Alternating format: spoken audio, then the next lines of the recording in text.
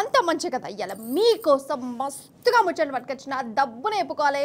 చలో పాన్రి NSR group వారి enrich water సమర్పించు ధూమ్ దా ముచ్చట. ఇక ముచ్చట్లు షురు. నిజంగా మన దేశంలో దక్షిణం దిక్కు ఉన్న రాష్ట్రాల మీద ఈ కేంద్ర మూలకు ఎప్పటి కూడా కాండ్లమంటేనే ఉంటుంది వాళ్ళ. దక్షిణం రాష్ట్రాలంటే ఓర్వరు కావచ్చు. ఇది నేనంటున్న మాట కాదు, ఎన్నో ఏళ్ళ సంధి నడుస్తున్న రాజకీయం ఇది. ఎంతోమంది ఎన్నో మట్ల రుజువు చేసిరు కూడా. అయితే ఈ సంటరోళ్ళు డీలిమిటేషన్ అని ఒక ఎగురం పెట్టుకుంటున్నారట కదా.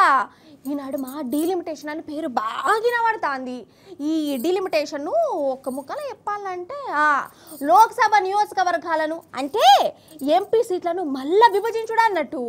ఈ విభజించుడు ఎట్లుంటుందంటే జనాభా ప్రకారము నియోజకవర్గాల లెక్కది ఇస్తారట. ఎక్కువ జనాభా ఉంటే ఎక్కువ సీట్లు, తక్కువ జనాభా ఉన్న రాష్ట్రాలకు తక్కువ ఎంపీ సీట్లు వస్తాయి. కానీ గిదే అసలు మోసం అవుతుంది. మన దక్షిణ రాష్ట్రాల గొంతు విస్తే కుట్ర నడుతుంది. ఇక దీని మీదనే మన దక్షిణ రాష్ట్రాలు ఒక్కటైనాయి. తమిళనాడు రాష్ట్రంలో మీటింగ్ కూడా నడిచింది.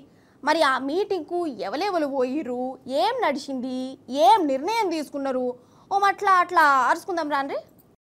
ఏం డీలిమిటేషనో ఏం లిటిగేషనో పో, ఈ సంటరోలు పెద్ద కిరికిరే పెడుతురు కదా అసలు అన్నట్టు. ఈ డీలిమిటేషన్ అంటే ఏందో నేను చెప్పింది మీకు మంచిగానే అర్థమైంది కదా. ఇంట్లో హిందీ రాష్ట్రాల మోసం ఉన్నట్టు అనిపిస్తుందా, అనిపిస్తలేదా మీకు కూడా? అగోగా మోసం మీదనే దక్షిణం రాష్ట్రాలు ఒక్కటైనాయి. తమిళనాడు ముఖ్యమంత్రి స్టాలిన్ సారు ముంగట పడి పార్టీలతో మీటింగ్ పెట్టిండు. ఇక ఆ మీటింగ్కు మన ముఖ్యమంత్రి రేవంత్ సారు, మన రామన్న, అటు కేరళ ముఖ్యమంత్రి, కడమ దక్షిణం రాష్ట్రాల ముఖ్యమంత్రులు, ప్రతిపక్ష లీడర్లు హాజరయ్యారు. ఈ డీలిమిటేషన్ పేరుతోని దక్షిణ రాష్ట్రాలను ఎట్లా అన్యాయం చేస్తానో మాట్లాడుకున్నారు. ஒரு மாநிலத்தில் இருக்கும் ஆட்சி செய்யும் ஒரு கட்சியினுடைய அழைப்பை ஏற்று இத்தனை இயக்கங்கள் கட்சிகள் வந்திருப்பது இக்கூட்டத்தின் மாபெரும் சிறப்பு. எங்கள் அழைப்பை ஏற்று வருகை தந்துள்ள உங்கள் அனைவரையும் முதலில் வருக வருக என வரவேற்கிறேன். பல்வேறு மாநிலங்களின் முதலமைச்சர்கள், துணை முதலமைச்சர்கள், தேசிய மற்றும் மாநில கட்சிகளின் தலைவர்கள், பிரதிநிதிகள், அமைச்சர்கள், நாடாளுமன்ற உறுப்பினர்கள் வருகை தந்திருக்கிறீர்கள். ఇక జనాభా లెక్క ప్రకారం ఈ నియోజకవర్గాలను మార్పులు చేర్పులు ఎత్తే మన పార్లమెంట్లో దక్షిణం రాష్ట్రాల ఎంపీలు తగ్గిపోతారు. ఈ సంటరోలు పెద్దన్న లెక్క ఉండాలి కానీ పెద్ద బాసు లెక్క ఉండొద్దు. ఈ పెత్తనమేంది, దక్షిణం రాష్ట్రాల ఈ కోపమేంది అని మన రావన్న నిలదీసిండు. భారతదేశంలో 1976లో ఆనాటి అప్పటి ప్రభుత్వం 42వ రాజ్యాంగ అధికరణం ద్వారా సవరణ ద్వారా వారు ఆనాడు నంబర్ ఆఫ్ సీట్స్ మీద రెస్ట్రిక్షన్ పెట్టారు. ఇప్పుడు మళ్ళీ ఏ రాష్ట్రాలు అయితే జనాభా నియంత్రణ పాటించాయో, కుటుంబ నియంత్రణ పాటించాయో వాటిని పనిష్ చేసే విధంగా వ్యవహారం చేస్తామంటే ఇది సరికాదు, ఇది మంచిది కాదు, దేశానికి మంచిది కాదు. అందుకే ఇతర ఫ్యాక్టర్స్ కూడా తీసుకోండి. ఫర్ ఎగ్జాంపుల్ నేను అన్నట్టు జీడీపీ కాంట్రిబ్యూషన్ తీసుకోండి. తెలంగాణ ఓన్లీ 2.8% పాపులేషన్ భారతదేశంలో, కానీ జీడీపీ పరంగా చూస్తే మన కాంట్రిబ్యూషన్ 5.1, 5.2%. సో మరి ఆ లెక్కన తీసుకుంటే సౌత్ ఇండియా మొత్తం కలిపి 36% జీడీపీ కాంట్రిబ్యూట్ చేస్తుంది భారతదేశంలో. సో ఆ లెక్కన ప్రపోర్షనేట్ గా చూస్తారా? కేవలం జనాభాను ఎట్లా తీసుకుంటారు? ఏ రాష్ట్రాలు అయితే కుటుంబ నియంత్రణ పాటించలేదో, భారతదేశ హితాన్ని అనుసరించి పనిచేయలేదో వాళ్ళకెట్లా వాయిస్ ఇస్తారని అడుగుతున్నారు. ఇక మన సీఎం సారు అక్కడికి వచ్చిన వాళ్ళు కూడా ఈ డీలిమిటేషన్ అన్యాయం, అక్రమం, కేంద్రం వల్ల కుట్ర అని చెప్పిరు. అసలు ఇంట్లో కుట్ర ఏమున్నదో నేను చెప్తా. అయితే జనాభా ప్రకారం నియోజకవర్గాలను మళ్ళీ తయారు చేస్తానని చెప్తే కదా. అయితే మొదటి సంధి మీది బాజుకున్న రాష్ట్రాల కంటే మన దక్షిణ రాష్ట్రాలు జనాభా నియంత్రణ పాటించలే. మేమిద్దరం మాకిద్దరు అనుకుంటే దేశం కోసం జనాభాను పెంచలే. కానీ ఉత్తరం దిక్కు గట్ల కాదాయే. నియంత్రణలు ఆడ ఎక్కువ పాటించలే. మంది పెరుగుకుంటా పోయిరు.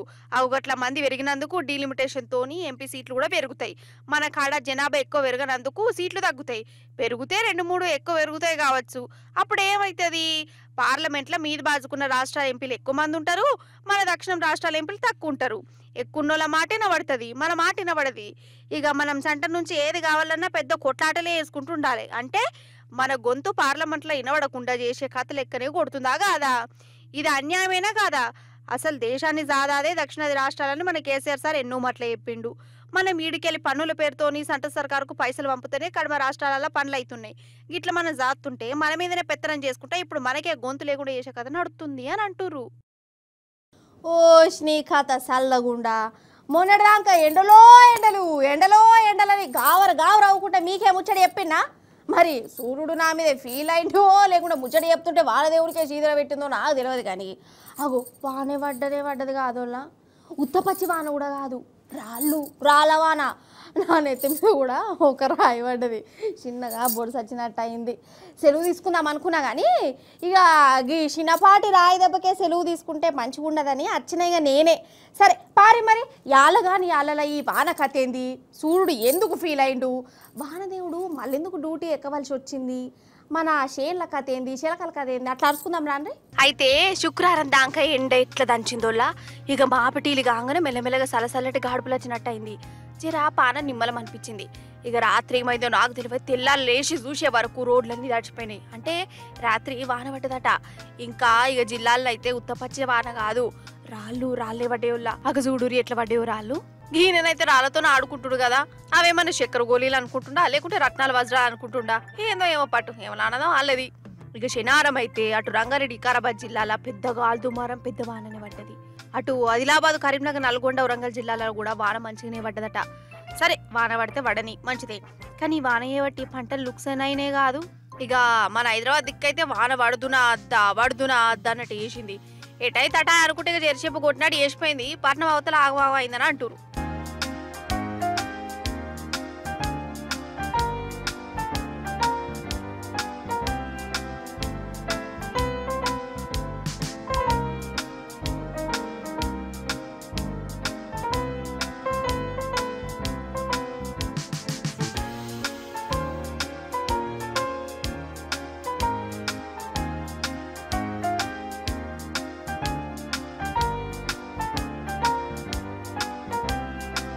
అన్నట్టు ఇంకో 2-3 వద్దులు ఉంటదటనోళ్ళ ఈ రాళ్ళవాన.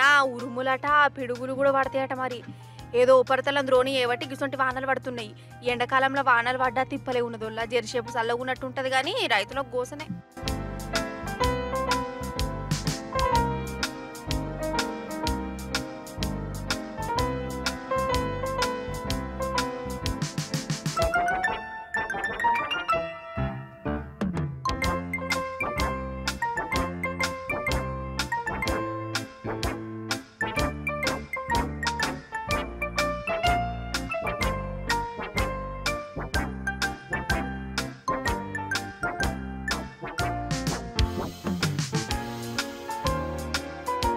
హలో అక్క, మంచిగానే ఉన్నా కదా, నాకు తెలుసుగా. నేనా ఇగో ఇప్పుడు ముచ్చట్లా కూర్చున్నానే చెప్తాన్నా. ఆగో అక్క ఒక్క నిమిషం గట్లనే ఉండు, మమ్మీ ఫోన్ చేస్తాను. ఆగో వాట్సాప్లో ఫోన్ చేస్తాను కదనే, బాగానే అప్డేట్ అయింది. హలో అమ్మా, ఇగో ఈ ధూమ్దా ముచ్చట్లు చెప్ప నీకు కూర్చున్నానే. ఇక నేను వచ్చినాక తింటా కానీ ఇలా కొంచెం లేట్ అయ్యేటట్టే ఉన్నది. వాన గిట్లా వచ్చేటట్టు ఉన్నది కదా. ఇక ముచ్చట్లు చెప్తాను. సరే మరి ఇద్దరు చెప్తాను, ఉంటానా. Bye bye bye bye bye. అగ్గది అవు కానీ ఈ సెల్ ఫోన్ లేని ఇల్లు ఉన్నదల్లా. అసలు ఇంట్లో టీవీ అన్న ఉండదేమో కానీ ఫోన్ మాత్రం బరాబర్ ఉంటారు కదా. అందున స్మార్ట్ ఫోన్ వల్ల ఒక్కొక్కరి ఇంట్లో 4-5 ఫోన్లు కూడా ఉంటున్నాయి. అంటే మనిషికో ఫోన్ అన్నట్టు. అంతెందుకు 2-3 పిల్లలకు కూడా ఫోన్లు కొనిస్తాండ్లా. గేమ్స్ యూట్యూబ్లు చూసుకోరా, నా ఫోన్ తెరువుకు రాకు అనుకుంటా. సరే ఇప్పుడు ముచ్చట ఏంటంటే మన తెలంగాణలో ఉన్న జనకట్ట కూడా ఫోన్ లేకునేట్లా. ఆరేవంటే ఉండయా, నాకనే 2 ఫోన్లు ఉండే. ఓ ఈ డగ్న సెల్ ఏమో సినిమాలు చూసేటందుకు ఫోన్ మాట్లాడేందుకు వాడతా. ఇక ఈ కొత్త ఫోన్ ఏమో రీళ్ళు వీడియోలు తీసుకునేందుకు వాడుకుంటానా. ఇసోంటి అది తెలుగు మంత్రాలని నేను ఒక్కదాన్నే అనుకున్నా. నా సొంటోళ్ళు బొచ్చడు మంది ఉన్నారు కదా. అగో చూసినావా మన తెలంగాణలో సెల్ ఫోన్లు వాడుట్లో ఎట్లా దూసుకపోతురో. ఎంతగానో దూసుకపోతురు అంటే మన తెలంగాణలో ఉన్న జనం కంటే కూడా ఈ ఫోన్లు ఎక్కువనేటనుల్లా 4.5 కోట్ల ఫోన్లు వాడుతురట మన తెలంగాణ వాళ్ళు. ఈ ఫోన్ల కంపెనీల మీద పెద్దరికం చూపించే ట్రాయ్ కంపెనీ సర్వే చేసి చెప్పింది ముచ్చట. గిట్ల సంగతి మాకే కరెంట్ షాట్ కుట్టినట్టు అవుతుంది. తెలంగాణలో జనాల కంటే కూడా ఫోన్లు ఎక్కువ ఉన్నాయని చెప్పింది. 100 మంది నిలబెట్టి వాళ్ళ కాడున్న ఫోన్లు లెక్క పెడితే 100 మందికి 100 ఫోన్లే లెక్క రావాలి కదా. కానీ 105 వస్తానేట. అంటే 100 మందికి 105 ఫోన్లు. చాలా మంది కాడు ఒకటి కంటే ఎక్కువ ఫోన్లు ఉన్నాయి, రెండు మెయింటైన్ చేస్తాండు. మరి అట్లా రెండు ఎందుకు అంటే బొచ్చడు కారణాలు ఉన్నాయి. ఒక ఫోన్ ఏమో ఇంట్లో వాళ్ళతో మాట్లాడదందుకట, ఇంకో ఫోన్తోనేమో దోస్తులు ఆఫీస్ వాళ్ళతో మాట్లాడదందుకని కొందరు అంటారు. ఇంకొందరేమో సోషల్ మీడియాలో పర్ఫార్మెన్స్లు ఇచ్చుకునేందుకు ఒక ఫోన్ సపరేట్గా పెట్టుకున్నాం, ఇంకొకటేమో ఖాళీ మాట్లాడుకునేందుకే కొనుక్కున్నామని అంటురట. ఇక మన కాడ 100 మందికి 105 ఫోన్లు ఉంటే గోవాలు అందరికంటే ఎక్కువ 100కు 152% ఫోన్లు ఉన్నాయట. అటెన్క కేరళోళ్ళు హర్యానాల తర్వాత మన కాన్నే ఎక్కువ సెల్ ఫోన్ వాడుతురని తేలింది. ఇక ఇంటర్నెట్ వాడకంలో కూడా మనోళ్ళు అస్సలు తగ్గేదేలే అన్నట్టు ఎత్తానులా. అయినా ఈ కాలంలో ప్రతి ఒక్కటి ఫోన్లతో నడవట్టే. బిల్లులు కట్టాలన్నా, అప్పులు చేయాలన్నా, ఫోటోలు తీసుకోవాలన్నా, ఆఖరికి పెళ్లి చూపులు చూసుకోవాలన్నా ఫోన్తోనే. కాబట్టి అందుకే కావచ్చు నిలువ నీడ లేకున్నా ప్రతి ఒక్కరి చేతిలో ఫోన్ మాత్రం బరాబర్ ఉంటుంది, అంతే కదా.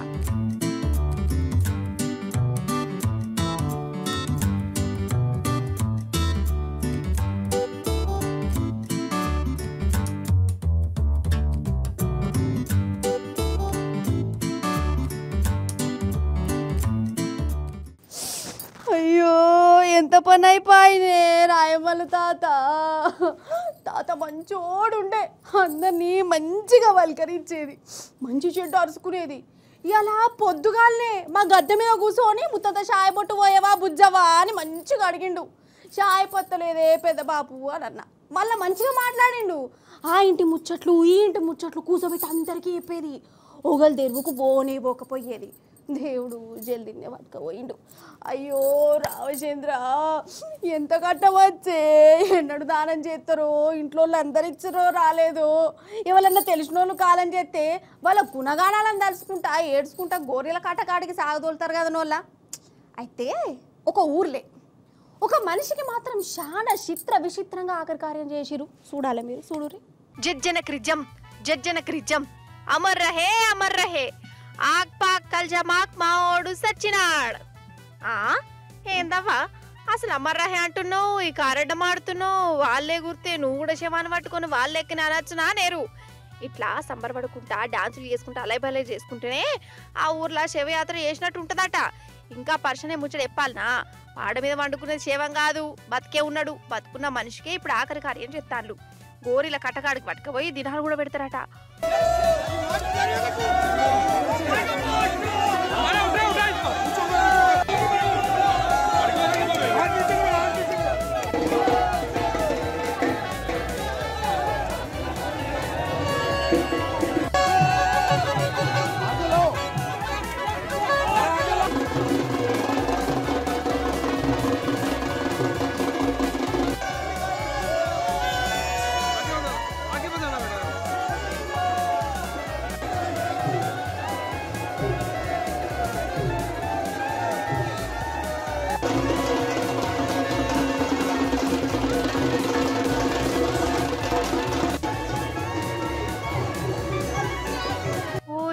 ఇదేం మెంటలేషన్ రా నాయన, వీళ్ళెక్కడ సైకోలరా దేవుడు ఆరకురి. ఇదొక సంప్రదాయం అట సంప్రదాయం. రాజస్థాన్ రాష్ట్రం బిల్వాడం ఊర్లే 100 ఇండ్ల సందికి ఇట్లకి ఆచారం వస్తుంది. ఆడ శీతల సప్తమన పండుగ చేసుకుంటారు. ఈ పండుగ నాడు బతుకున్న మనిషిని పాడ మీద వండుకోబెట్టి ఊరేగిస్తారు. డప్పులు వాయించుకుంటా అమర్రహే అనుకుంటా శవయాత్ర ఎత్తరు. ఇక ఈ పాడని గుడికాడికి పట్టుకపోతారు. ఆడికి పోగానే శవం లెక్క పడుకున్న మనిషి ఠింగ్ మన లేచి దాని మీదకి వెళ్ళి దునికి పారిపోతాడు. ఇక ఇట్లా చేస్తే ఊరికి మంచి అవుతుందట. భలే ఆచారం కదా. అయినా ఎవరి ఆచారం వాళ్ళది, ఎవరి నమ్మకం వాళ్ళది, ఎవరి సమరం వాళ్ళది. కానీ నాకైతే ఇది గమ్మత ఆచారం లెక్కనే కొట్టిదోళ్ళ. బతుకున్నోని శవం లెక్క సింగారిచ్చి ఊరేగిచ్చి మరి గిట్ట పండుగ చేసుకున్నాడేందో కదా.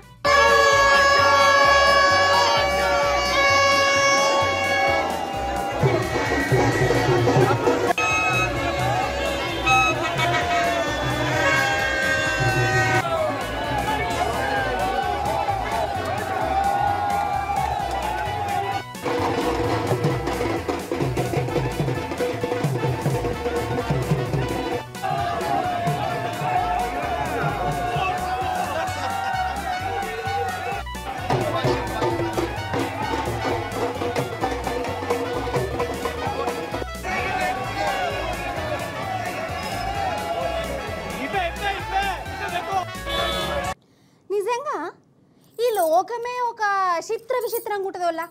అందులో ఒక్కొక్కరి మెదడు ఒక్కో తీర్లు ఉంటుంది. కొందరు బుద్ధి ఇంకా కొందరికి నచ్చనే నచ్చది, ఇంకా కొందరికి మాత్రం గమ్మత్తుగా అనిపిస్తుంది. నేనేం మాట్లాడుతున్నానో అర్థమైతలేదు కదా. అసలు నేను ఏదో చెప్దాం అనుకున్నా ఇంకేదో చెప్తాను. అయితే ముచ్చట ఏంటంటే ఇప్పుడు మన కాడికి అర్ధరాత్రి నిద్రలేసే సూర్యుడు వచ్చాడోలా పండ్లు కూడా దోమకుండా పాసి పండ్లతోనే డ్యూటీ ఎక్కిడు. మరి ఇంతకు ఎవలా సూర్యుడు, ఏందా డ్యూటీ? పాండ్రి అరుచుకుందాం మనం. వచ్చిండయ్యో తుస్సు, పొద్దు పొద్దుగాలనే డ్యూటీ ఎక్కి ఎంకులాడుతుండు కదా మంచిగానే. ఇంట్లో ఉన్నది గంతగన్నం పాలు అమ్ముకున్నట్టయినా కావచ్చు, ప్యాకెట్లన్నీ బరాబర్ వచ్చినాయో రాలేదో చెకింగ్ చేసుకుంటుడు కావచ్చు అనుకోగల. పొరపాటును కూడా అట్లా అనుకోకురి. ఈడు పాల దొంగోడు. అరే అవంటే పాల ప్యాకెట్లు పెరుగు ప్యాకెట్లు కనబడితే చాలు చేతులు ములములమంటాయి. వాటిని మాయం చేసేదాకా మనిషి నిమ్మలంగానే గాడట. కండ్ల ముంగట ₹1,00,000 కనబడ్డా దీకడట, ఫోన్లు కనబడ్డా పట్టించుకోడట. కానీ ₹40 పాల ప్యాకెట్ కనబడితే మాత్రం ప్రపంచం గెలిచినంత సంబరపడతాడు. అవిటిని గిట్ల మాయం చేస్తాడు.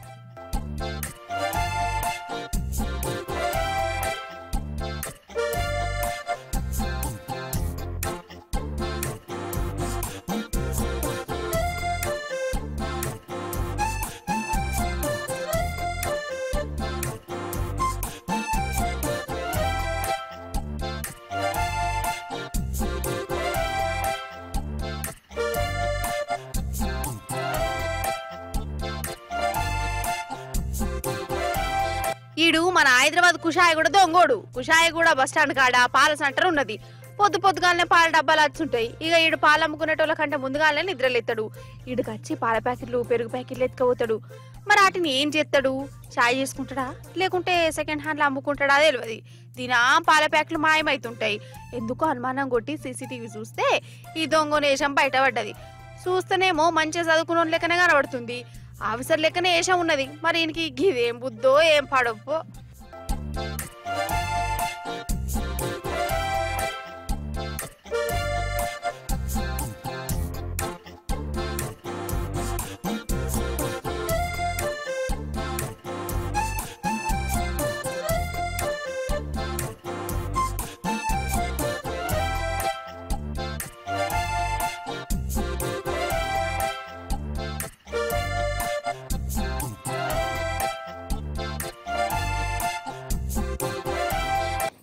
గ్రూప్ వారి ఎన్రిచ్ వాటి సమర్పించు ధూమ్ దా ముచ్చట ఎగ్గిబుల్లా గియాల్టీ ధూమ్ దా ముచ్చట్లు మంచిగా ఉన్నాయి కదా, మస్తుగా చెప్పిన కదా.